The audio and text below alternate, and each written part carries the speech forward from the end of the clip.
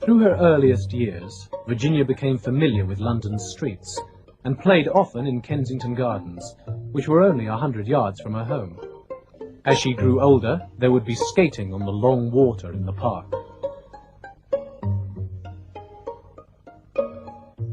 The Stephens knew many of the literary and intellectual figures of the day. Throughout her childhood, Virginia would have encountered such people as Tennyson, George Eliot, and Henry James. As he talked, Henry James would tilt back his chair further and further as he became more and more involved in what he was saying.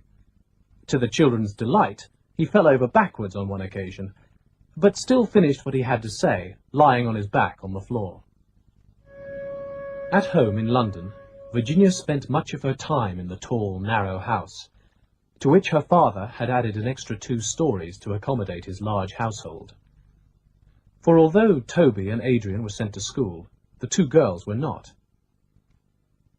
In those days, boys went to school and university, but even in such an intellectually active and enlightened family as this, girls were expected merely to acquire the necessary accomplishments and marry.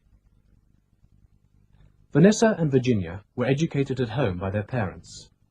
By all accounts, they were poor teachers, seemingly unable to understand how children could find difficult things which to them were obvious. Both lost their tempers easily, so it fell to the girls to educate themselves. Virginia always felt the lack of a formal education, but the rigorous course of reading she set herself must have been almost more appropriate to her eventual career as a writer.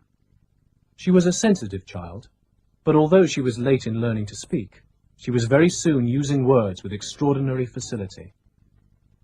She was accident-prone and excitable, sometimes wild and prey to what her family called purple rages.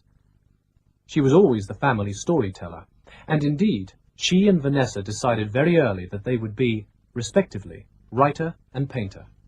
And so it turned out. In 1891, they started a handwritten magazine, the weekly Hyde Park Gate News, which reported incidents in the household.